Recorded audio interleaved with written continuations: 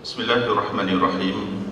Innal hamdalillah nahmaduhu wa nusalli wa nusallimu ala Rasulillah wa ala alihi wa ashabihi wa man tabi'ahum wa wala. Wa ahyyikum bi tahiyatil Islam, tahiyatan min 'indillahi mubarakatan thayyibah. Wassalamualaikum warahmatullahi wabarakatuh.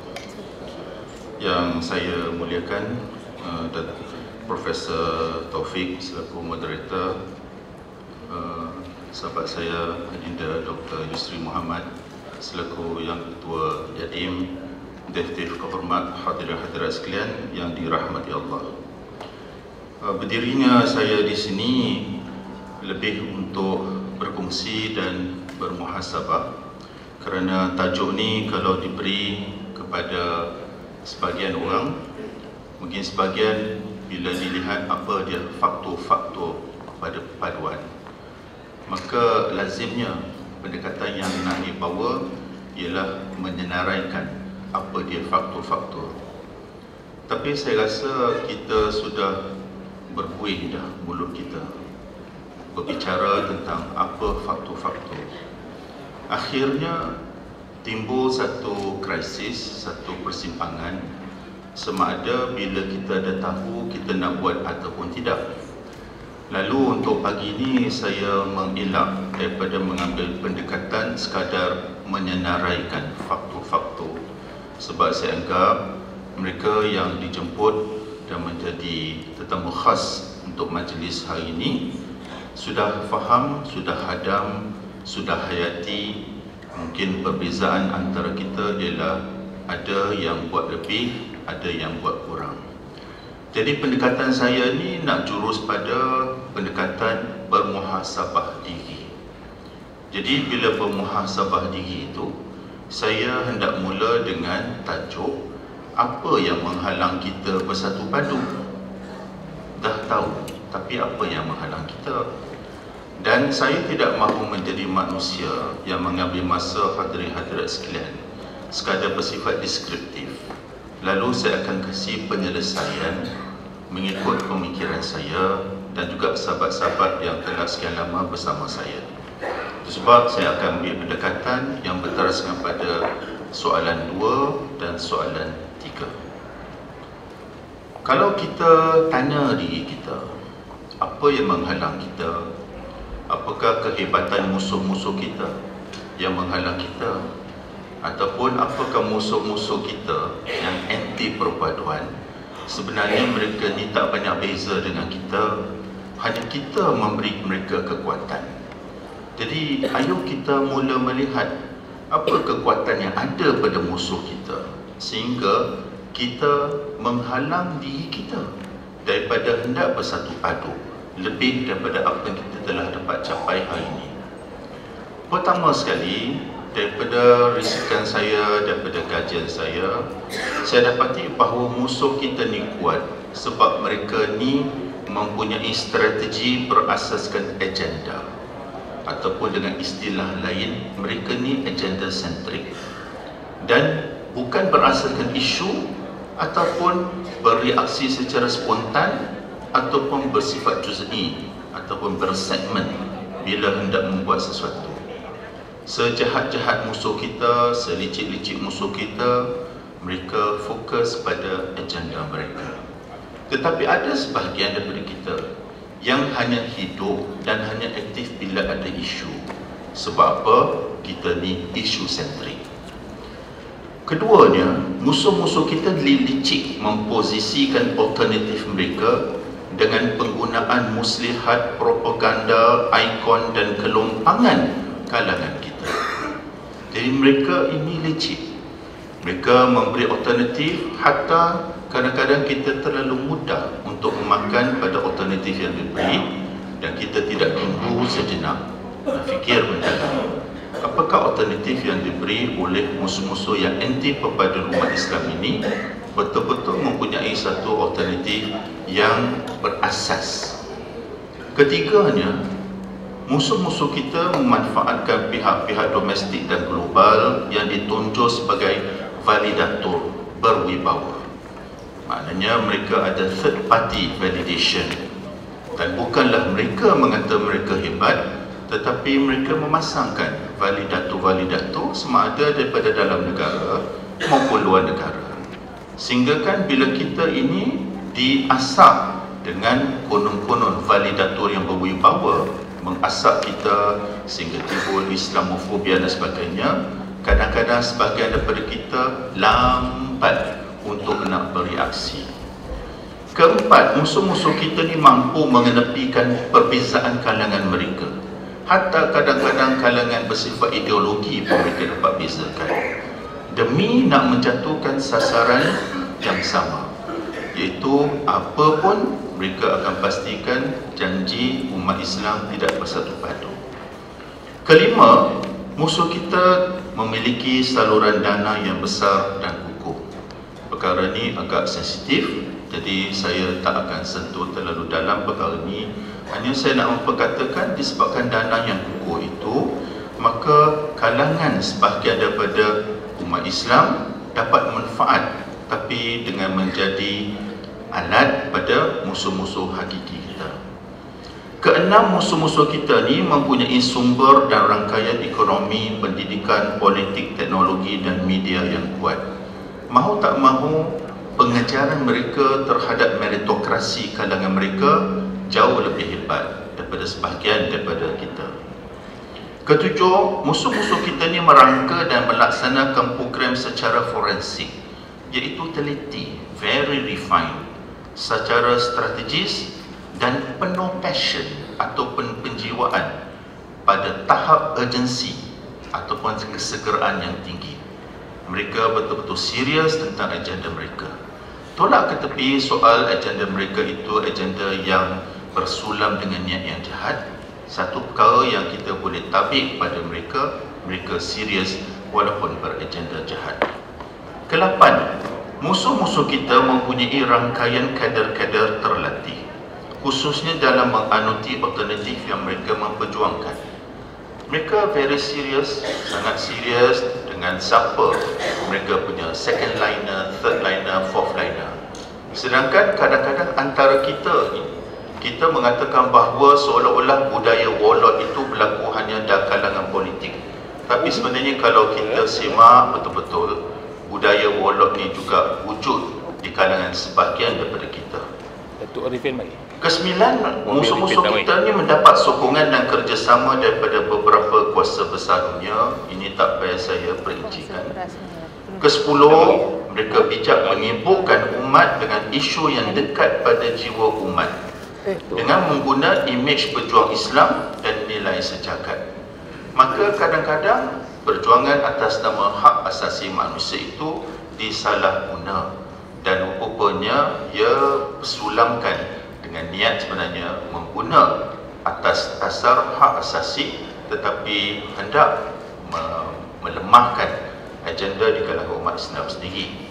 Dan akhir sekali, mereka sangat fokus dengan pencapaian agenda serta mencu tanda, milestone yang mereka tetapkan dalam rancangan besar mereka ataupun apa yang saya istilahkan sebagai grand design. Slide ini, yang mana hadirin-hadirat sekalian ada salinan saya punya slide ini perlu untuk kita renung supaya kita insaf satu perkara. Musuh kuat bukan sebab mereka secara hakiki kuat, tapi musuh kuat satu kerana kita masih nak berurusan dengan kelemahan diri. Keduanya, kita ini kurang segi kesegeraan yang memacu diri kita untuk pergi pada satu tahap penyelesaian yang tak cukup dengan sekadar berdemonstrasi, tak cukup dengan sekadar untuk membuat report polis, tak cukup dengan sekadar untuk berceramah, berkhutbah, tak cukup dengan sekadar kita membuat rally. Tidak. Hari ini kita berhadapan dengan satu keadaan yang memerlukan kita untuk bersifat sangat-sangat terperinci, systematic, very structured in our approach, supaya kita tidak dipatuk daripada lubang bukan kali kedua tapi berkali-kali. Kita telah usaha pelbagai cara untuk menyatu padukan umat. Kalau lihat pada slide ini, kita telah mengguna kaedah politik ataupun uslub negosiasi, kaedah pendidikan, atau uslub tarbiyah, ajakan, uslub dakwah, di mana kita react sekiranya ada perkara-perkara yang menghina, mencemar umat Islam, ataupun uslub tafa'uli. Kita memberi insentif, uslub mukafa'ah, uslub mendesak, uslub idraj, uslub di mana kita ajak masyarakat untuk berfikir, uslub dakwah, litafkir, dan juga kadang-kadang kita timbulkan, kita buat prognosis, ramalan, apa mungkin berlaku kalau ini berterusan, dengan kita menggunakan uslub insya'ul ilham. Tetapi kita dapati bahawa masih lagi kaedah-kaedah ini tidak lagi cukup gah, cukup berkesan untuk kita hendak mencapai tahap perpaduan umat yang kita hendaki. Lalu di sini kita bertanya pada diri kita, dan kita bertanya, selain daripada kita mengenal pasti kekuatan musuh yang kita sendiri saji kepada mereka, apa kelemahan yang ada pada diri kita? Satu, kadang-kadang kita membelai emosi sehingga kita wujud prejudis, kebencian dan ketaksuban yang mengaburi proses dan usaha kita untuk mencari kebenaran. Keduanya, kita kadang-kadang lesu dalam menyelidik kebenaran pada sesuatu khabar, sesuatu berita yang kita dapat. Dan di sini mungkin kita kena kembali balik pada adab mustalahat hadis, di mana para ulama bila hendak mengklasifikasi sesuatu hadis, dia lihat siapa yang menyampaikan, cara mana disampaikan, apa isu itu, apa bi'ah ketika disampaikan, siapa akan menyokong riwayatnya, barulah mereka akan membuat klasifikasi. Maka kita juga tak boleh terpinggir daripada budaya mustalahat hadis ini, sebab ia tetap relevan pada kita, dia bukan sekadar relevan untuk kalangan para ulama muhaddis. Ketiga, kita lemah dalam menggarap dan merungkai skop, lanskap serta implikasi perbuatan yang bersifat kepuasan segera. Kadang-kadang bila kita rasa kita dapat mencapai satu penyelesaian, rupanya penyelesaian itu bersifat short term ataupun kepuasan segera. Lepas tu kita hilang gambaran yang lebih luas, the bigger picture, dan kita kembali balik pada square pertama. Keempat, ketiadaan gerak kerja penyelarasan yang padu dan berkesan termasuk di kalangan agensi-agensi resmi dan bukan resmi. Sekian lama saya telah terlibat dalam NGO. Saya sering mengatakan pada rakan-rakan NGO saya kata kita perlu untuk ada seorang virtual leader. Virtual leader tu bukanlah maksudnya dia amir pada semua NGO, tidak. Tapi kita wujudkan satu entiti yang akan jadi penentu arah, penasihat kepada yang berpuluh-puluh NGO yang masing-masing mengaku memperjuangkan untuk agama Islam dan juga umat. Tetapi kita tidak ada virtual leader ini. Memang betul kita ada persatuan ataupun gabungan tertentu, kita ada pelbagai wadah-wadah tertentu yang menggabung beberapa NGO. Tapi persoalannya itu tidak mencukupi. Dan ini yang mungkin usaha Yadim untuk cuba menyatu padukan semua NGO Islam. Persoalannya yang ada dalam fikiran saya, setakat mana sebenarnya Yadim berjaya. Kelima, pewujudan berterusan ruang-ruang kesangsian yang melibatkan pihak kepemimpinan pelbagai peringkat. Saya bukan sekadar cakap tentang pemimpin negara atau pemimpin politik, tidak. Saya cakap di setiap peringkat wujud ruang-ruang kesangsian, suuzon, sangka buruk yang terlalu mudah dibelai sehingga boleh membawa pada fitnah, sehingga kan ada pula di kalangan sahabat-sahabat yang qarib pun sanggup berpisah sebab ada yang termakan dengan fitnah ini. Keenam, kekurangan penguasaan ilmu kalangan umat untuk merancang, bertindak dan memimpin secara pemikiran high order thinking. Kita dalam Quran kita digelar sebagai ulul albab. Ulul albab ni apa? tak kira masa dia terus berfikir, tak kira tempat dia berfikir, tak kira apa dia buat, dia terus berfikir. Dan benchmark ulul albab ini adalah di mana apa pun dia lakukan, dia akan tanya diri dia, apakah dia melakukan ini faqina azabannar, di mana dia akan terpelihara daripada api neraka. Maknanya itu benchmark, itu piawaian kalau kita nak cakap tentang high order thinking. Tetapi apakah itu berlaku di kalangan kita, di mana setiap perancangan kita buat, kita benchmarkkan sama ada dia menepati faqina azabannar ataupun tidak. Ini hanya dua pihak saja yang tahu. Setiap daripada kita dalam dewan ni, malaikat raqib dan atid pun tak tahu apa terkandung dalam hati saya, hati hadirin hadirat sekalian, hati moderator kita. Yang tahu hanya dua pihak, diri sendiri dan Allah Subhanahu Wa Taala. Itu sebab untuk kita nak menyatu padu, kita yang mesti nak gerakkan diri kita ke arah itu. Kita tak boleh terlalu bergantung pada second party, third party. Lalu bagaimana kita nak berurusan? Kalau kita nak mencari penyelesaian, ada tak kaedah? Kaedah ada berpuluh-puluh. Sedangkan kaedah untuk membuat keputusan di dalam khazanah ilmu dunia barat, campur dengan dunia Cina, campur dengan dunia Jepun, tak lebih daripada 85. Tetapi kaedah dalam Islam tak kurang daripada 250 kaedah. Saya ambil satu saja kaedah yang saya letak di dalam bentuk carta alir di hadapan tuan-tuan dan puan-puan sekalian. Kalau kita serius lepas ini, supaya ini bukan lagi satu majlis yang sekadar satu majlis perhimpunan dan satu majlis sekadar mencapai KPI kita, maka ayo, saya sebagai pengurusi Yayasan Murni Akidah, saya membuka tangan saya seluas-luasnya. Sesiapa kalau nak menimba ilmu, nak duduk bersama dengan saya untuk kita lakukan perkara-perkara ini, bila-bila masa jumpalah saya ataupun pihak Yayasan Murni Akidah, kita duduk. So benda ni serius. Segi hakikatnya, Allah sedikit pun tidak akan tanya kita berjaya atau tidak di dunia. Yang Allah akan tanya kita apa yang kita telah lakukan.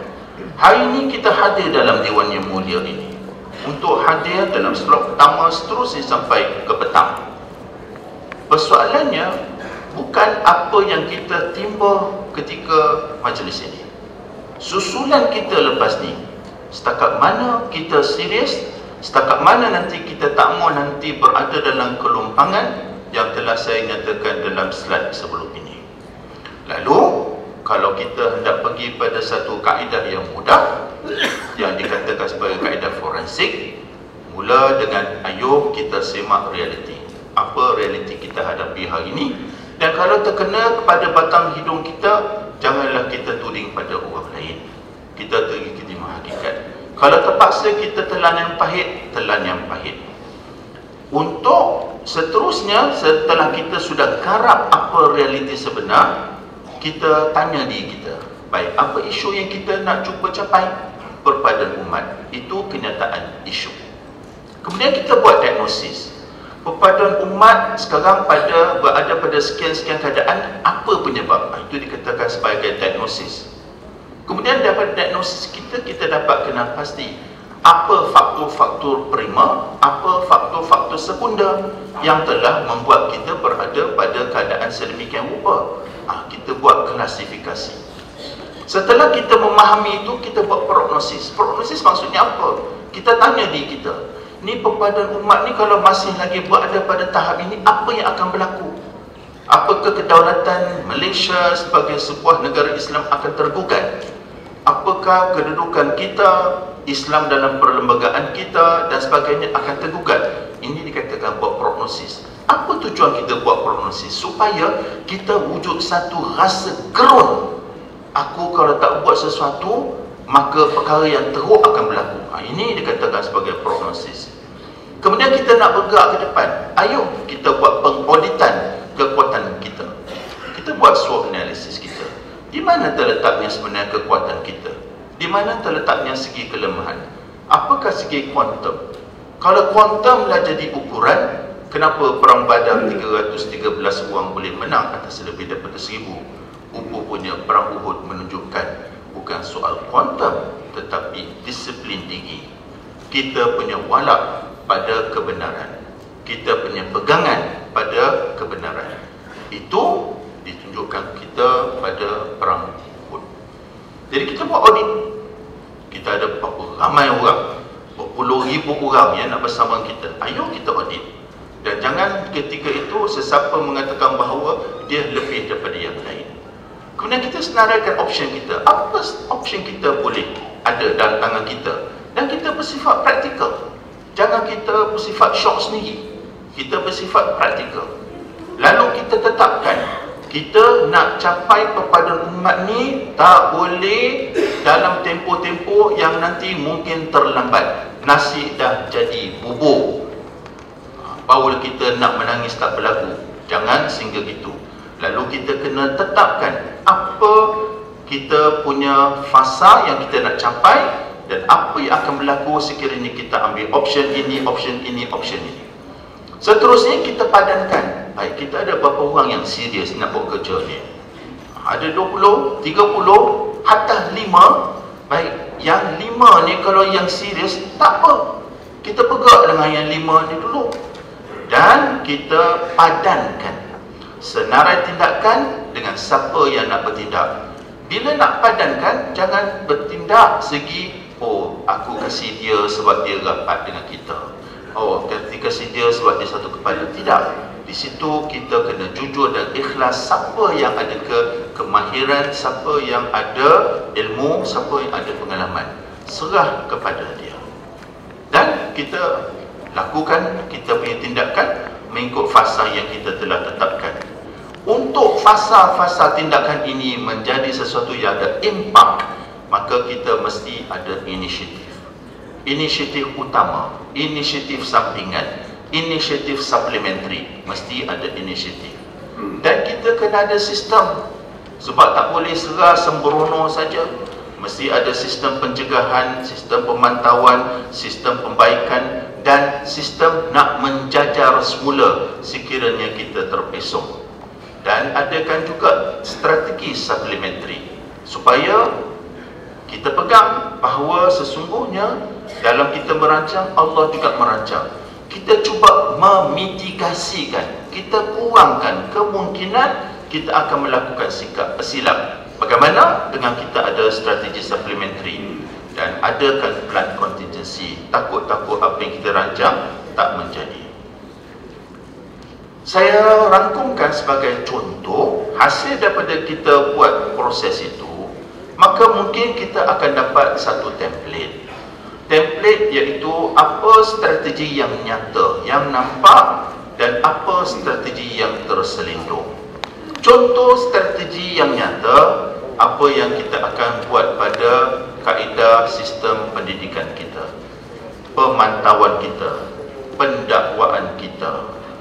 Kita punya research, dan research tidak hanya boleh pada yang zahir, dia kena lihat juga pada yang tidak kelihatan, iaitu 4A. Attitude kalangan kita, sikap. Aptitude, kemahiran yang betul-betul kita miliki. Altitude, piawaian kita, standard kita.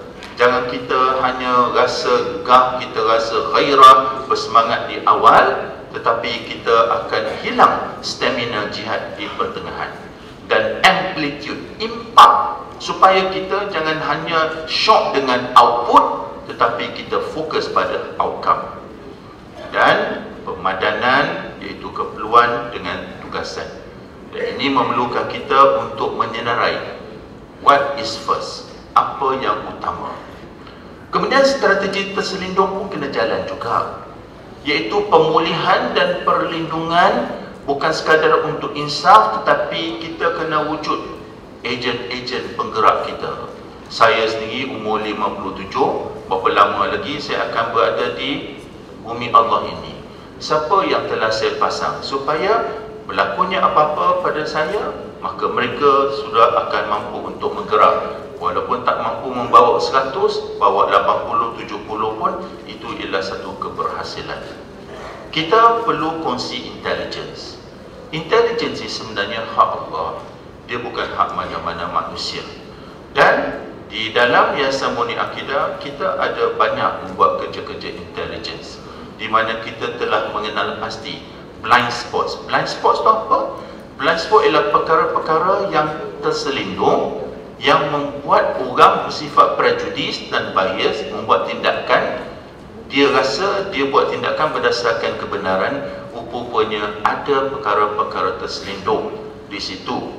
Jadi sesiapa yang kalau nak kuasai ilmu blind spots, saya sebagai pengurusi Yayasan Murni Akidah, lagi sekali saya menawarkan tanpa apa-apa charge, ya, tanpa apa charge. Kita hanya mengharapkan keredaan dan juga pahala daripada Allah Subhanahu Wa Taala. Gerak saraf. Gerak saraf ni apa? Memperkukuhkan kalangan kita. Perang saraf menghancurkan musuh-musuh kita. Ini dipanggil GSPS. Ini pun kena berlaku. Propaganda. Apakah propaganda? Ini wujud atau tidak dalam Islam? Dia wujud. Ya, dan dia dikenali sebagai muslihat yang perlu kita lakukan. Dan ada 35 kaedah propaganda Islam yang perlu kita kuasai. Nah, ini ialah datang daripada hasil salah satu buku saya tentang seni peperangan Rasulullah Sallallahu Alaihi Wasallam. Sistem amaran awal, early warning system. Apa early warning system ini?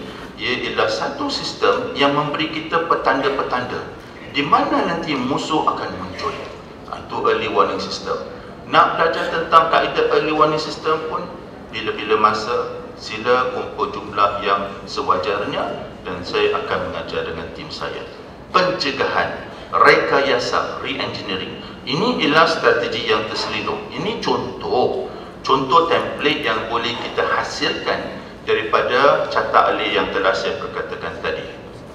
Hadirin-hadirat sekalian yang saya kasihi dan saya muliakan, dalam pengalaman saya, bila saya cuba hendak membawa tentang perkara bersabit tentang faktor-faktor perpaduan apa kita kena buat, saya berhadapan dengan 7 kategori masyarakat.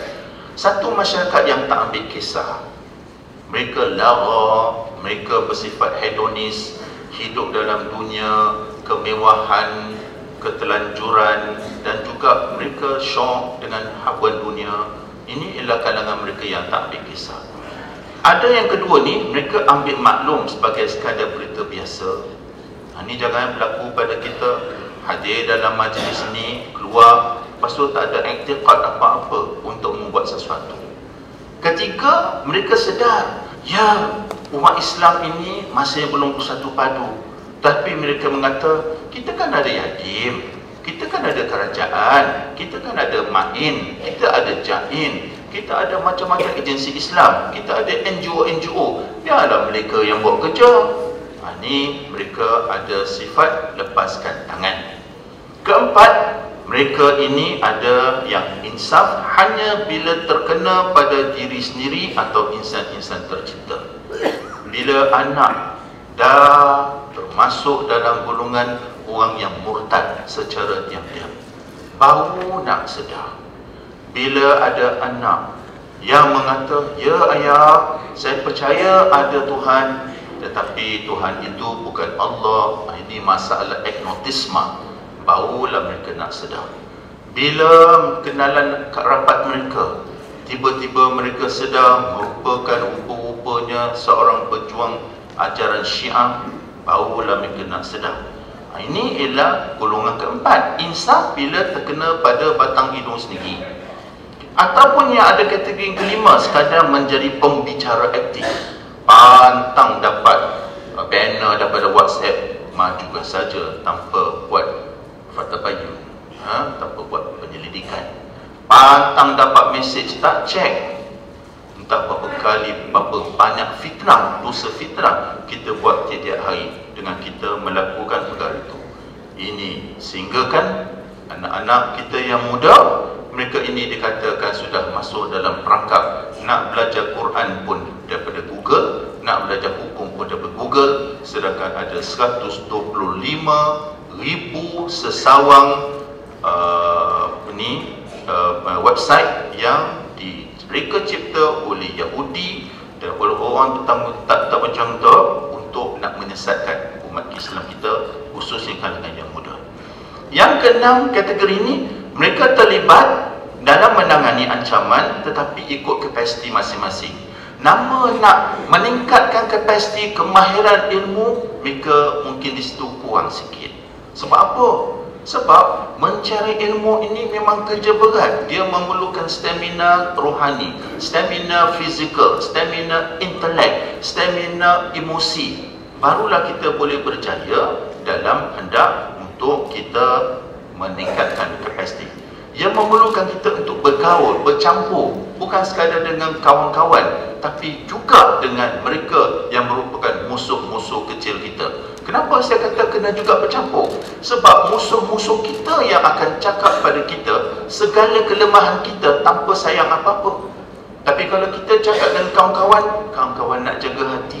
Cakap dengan isteri ataupun suami, nak jaga hubungan. Cakap dengan mak bapak, tak sampai hati. Cakap dengan guru, guru pun nak jaga perasaan. Cakap dengan musuh, semua dia cakap. Betul tak betul, itu lain cerita. Kalau tak betul, tolak ke tepi. Yang betul, terima dan baiki diri. Yang ketujuh, mereka insya-Allah seperti tuan-tuan dan puan-puan sekalian, berada di barisan hadapan secara terbuka. Tak ada nak segan silu bicara tentang perpaduan umat. Tadi saya telah sebut tentang blind spots. Blind spots ni apa? Blind spots ini kita kena faham.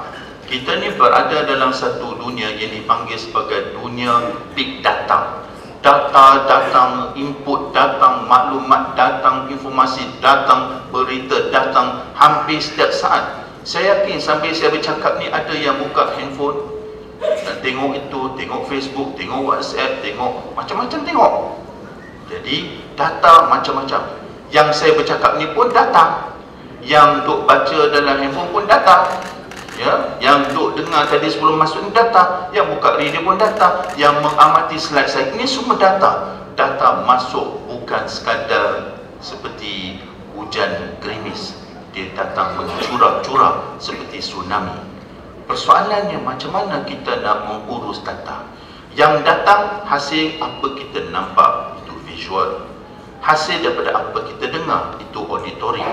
Hasil daripada apa kita rasa. Lalu semua ni masuk dalam diri kita dan kita punya otak pun memproses. Proses. Lalu kita buat satu tindakan. Tindakan itu kadang-kadang kita buat pemilihan. Pemilihan itu bias atau tidak. Kadang-kadang kita membuat priority, pengutamaan. Bias atau tidak. Kadang-kadang kita buat perancangan. Bias atau tidak. Kadang-kadang kita buat tindakan. Bias atau tidak. Dan kita mesti faham tentang analisis blind spot ini sebab musuh licik mengguna kaedah blind spot ini terhadap kita. Lalu analisis blind spot bertujuan untuk memisahkan kita daripada apa-apa andaian jumud, bias, salah hala, tak sempurna dan palsu dari proses strategi kita. Lalu saya buat matriks ini supaya kita tahu bahawa tiap-tiap hari kita melompat-lompat daripada satu kotak ke satu kotak. Saya tak bertujuan untuk nak pergi untuk menguraikan setiap satu kotak. Ambil sebagai contoh, sebelah kanan sekali kita tak tahu dan mereka tahu. Maka konekkan, mereka tahu, kita tak tahu, maknanya kita berada dalam keadaan terdedah penuh. Right? Dan ambil contoh, kita tahu, mereka tak tahu. Maka tindakannya ialah kita boleh serang. Matriks ini bolehlah nak pecah lagi pada 12 ke 15, boleh saja, tak ada masalah.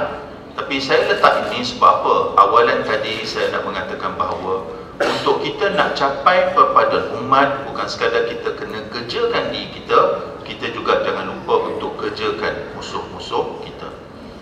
Akhir kalam, saya membawa pada satu cadangan dan show. Hadirin-hadirat sekalian, sekiranya kita betul-betul nak serius tentang nak capai perpaduan umat, kita mesti ada kita punya grand design. Di dalam kotak matlamat apa kita letak? Nak capai perpaduan umat. bila tempoh kita nak capai sekian masa, pecahkan pada 5 fasa: segera, jangka pendek, jangka sederhana, jangka panjang, pasca jangka panjang. Untuk setiap satu fasa itu perlu kita lakukan 4 perkara. 1, kenal pasti apa kita punya mercu tanda, milestone yang kita nak capai sepanjang tempoh itu. 2, tanya diri kita, siapa yang akan jadi penggerak prima, siapa akan jadi penggerak sekunda, siapa akan jadi penggerak supplementary. 3, kita mesti ada script writer yang semua daripada kita setuju itulah script writer kita bila kita nak capai pada perpaduan umat. Kita mesti ada orang yang mahir membuat penjangkaan luar jangkaan, pelakar senario, orang yang sediakan option. Kalau yang ini kita hadapi kekangan ataupun bottleneck, apa kita punya kita punya pilihan? Kita mesti ada orang yang mampu membuat analisis yang berasaskan pada fakta dan data-data yang zero defect, watertight. Kita mesti ada orang yang mengurus sistem-sistem, termasuk 2 sistem yang saya cakap tadi itu, early warning system dan juga sistem untuk kita meramal apa yang mungkin akan berlaku. Dan kita mesti ada koordinator kita.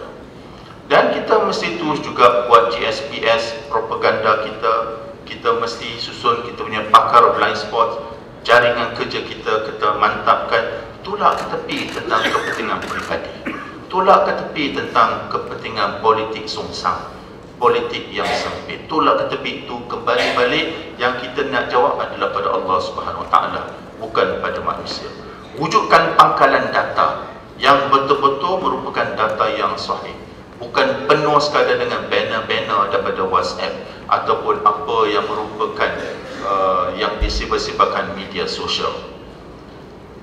Wujudkan validator yang berwibawa, yang tidak ada satu sifat berbelah bagi. Bentuk image kita. Sekarang kita berhadapan dengan satu sindrom, satu perkara yang mencemar kita punya image, iaitu Islamofobia.